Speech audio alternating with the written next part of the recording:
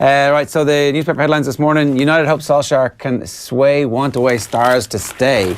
The Man United board apparently think that the right man for the job when it comes to convincing Paul Pogba, David De Gea and Anthony Martial to commit their long-term futures is none other than a caretaker manager. So there is apparently going to be a slush fund of 50 million quid to buy players for the next manager, which seems weird. Why would That's in January, players? is it? Yeah. Why would you be buying players now that the next manager's going to come in and go, I don't want that guy? Yeah. The big thing as well is, I think it was Mourinho himself said, like, in today's world, you have to pay crazy money for the top players, but you also have to pay a little less crazier, but still crazy money for the secondary players. So, like, if you want the top, like, it was different back in the day. If you had the top money, you got the top players. Yeah. But now you might be paying the top money for the secondary players, because, you know, you have the huge clauses, I suppose, and that. Yeah. 50 million's one player. One player of Manchester United's starting 11 standard. But they'd also, so if you look at what Liverpool did, they were buying a lot of 10 to 15 million pound players, and then they would fail. And so most of the players that they spent that money on under Brendan Rodgers failed.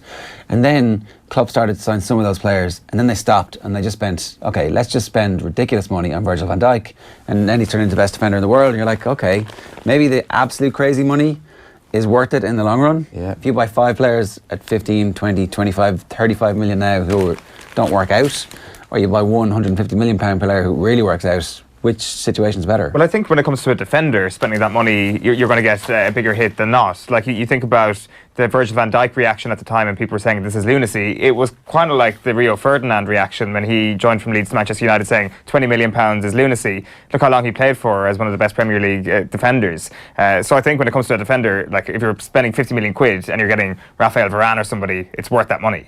Yeah, but Varane's probably 100 now. Yeah. Ali's knockout blow. Delhi's dink seals Tottenham Cup win over bitter rivals Arsenal. Chelsea await in semi-finals. Beautiful goal from Dele Alli last night. The scumbag Arsenal fans throwing bottles at him. 2 Arsenal fans in the studio here. It's a good shot, actually. Not Henry Mkhitaryan, but the Arsenal fan who threw the bottle at Dele Alli.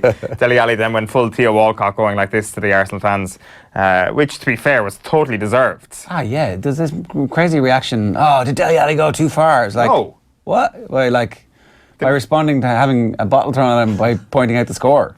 Yeah, no, I was very pissed off to see an Arsenal fan do that, especially considering it was, like, if you see it from the away fans, who were kind of like in this conclave of passion in the corner of a stadium, and it's like they do something stupid, it's never acceptable. But this is in your home ground where you're sitting in pretty good seats at the Emirates Stadium. Those people aren't really known as being thugs.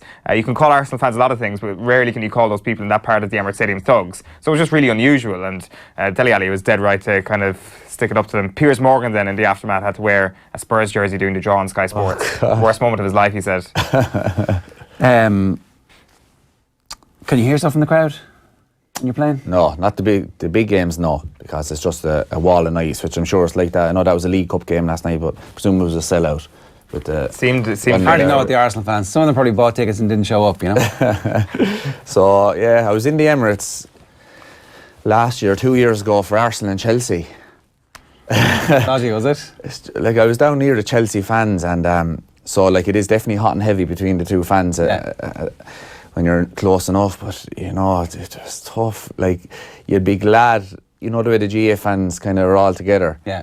Like, it would. And, you know, there's always a bit of kind of garbage being shouted, even at GA matches, but it's generally not too bad. But it was tough now at this, and, you know, you'd been saying a bottle being thrown, you know, you wouldn't be surprised. No. But and they're all look like not ordinary Joes, like they seem decent people. But the GA fans tend to say stuff about their own team as opposed to the opposition.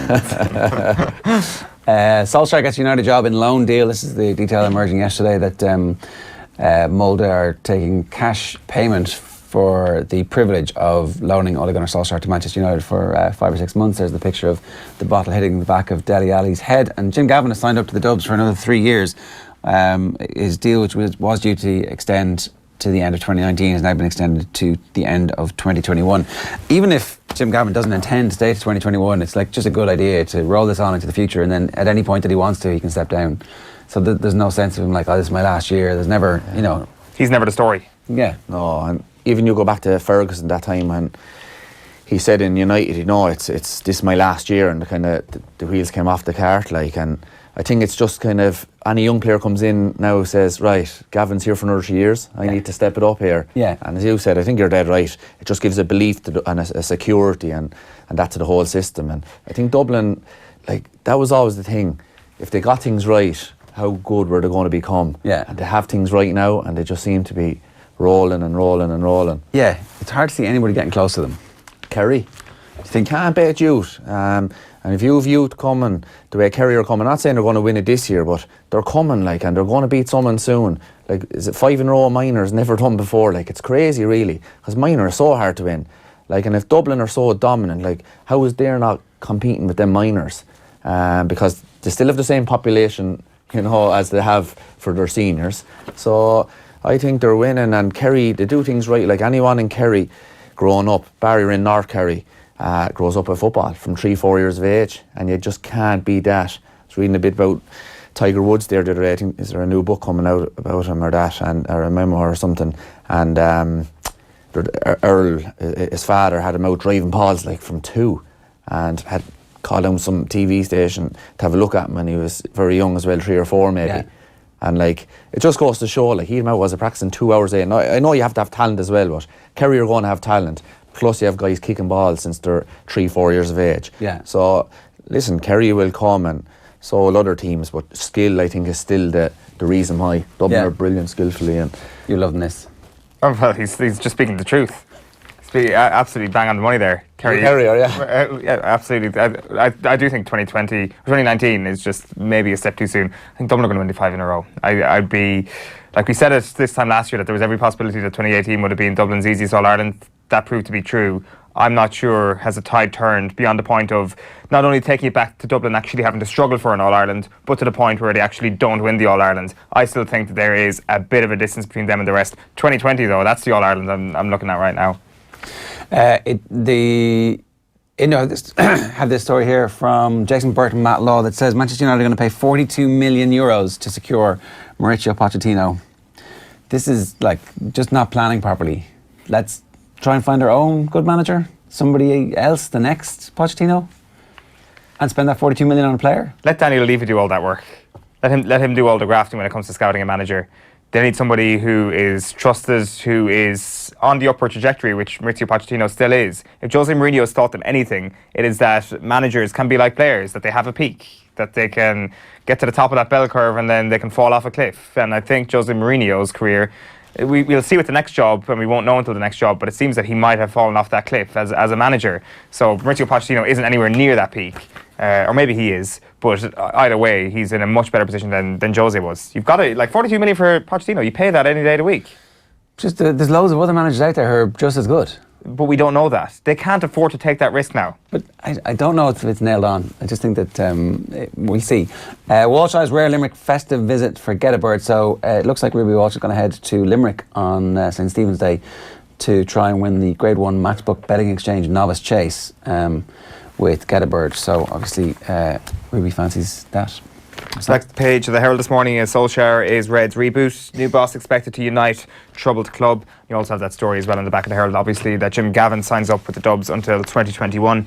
Back of the Mirror is Ole's got the lolly. United's caretaker will have £50 million to splurge next month in pursuit of top 4 place. You can see Jose Mourinho there on the back of the paper with a Harrods bag in hand. Doorstepped by Sky Sports News yesterday, said he had nothing to say after his Manchester United departure. Where's Ole Gunnar Solskjaer staying? What's the name? At the Lowry Hotel. And what part of the Lowry Hotel is he staying in? The exact same suite that Jose Mourinho stayed in. Which I don't know why, it just makes me feel a little bit uncomfortable. Just to reiterate, Jose Mourinho was doorstepped outside his house in London. He's been living in a hotel in Manchester, which is like an hour and a half away on the train, 2 hours away in the fast train, and you can fly up and down. But he's been living in a hotel in Manchester and his family stayed in London. It's a pretty nice hotel. You'd swear that he'd moved to a club in Russia or somewhere and he has to live in a hotel. Well, can he not commute to London? Maybe Manchester's just a terrible place for a family. Well, he mightn't want to uproot him, but as you said, the best thing probably would have been to commit to the city. Well, you see, and the one thing about Mourinho is in his early years, he was brilliant. Like everyone kind of, loved him and his confidence and his arrogance, everything. But he was good to kind of deal with. But the last few years, it was kind of, everyone was negative and bitterness and all that. And if he's away from the family and the kids, he seems to be close to the very good family man and that, maybe the balance in his life maybe mightn't have been, what it should be. And maybe he would be better off, living at home when he is managing and getting a job in London. Yeah. Like just on that Lowry Hotel thing, Ed Woodward and Ole Gunnar Solskjaer met there yesterday. What is their obsession with this hotel? There's clearly some sort of commercial agreement good here. hotel. Like, in do they Manchester. not have a training ground or I don't know An office? An office. Yeah. I'm sure they do. Why has the Lowry suddenly become the centre of all operations? But I actually just looked at it before we came on air. If you want to get the cheapest double room in the Lowry for tonight, it's £175. The one at the suite that I suspect Jose was staying in will cost you £715 for the night. So just in case you're interested, Tommy. Back page of the Sun is he effed with the wrong baller, gloating Pogba's farewell to Axe Mourinho. Pogba saying you shouldn't have messed with me to his teammates. Delhi hit by bottle as well, we can see there, and Alex Ferguson is given the backing to get Pochettino. Back page of the Mail then is Make Us United. Woodward urges Solskjaer to try and heal wounds, while Gavin to carry on at Dublin helm until 2021. And the back page of the Guardian finally is Common Touch. Solskjaer's mission is to pacify big name trio, and there is Dele Alli celebrating after dinking the ball beautifully over the head of Peter Cech. They beat Arsenal 2-0 last night.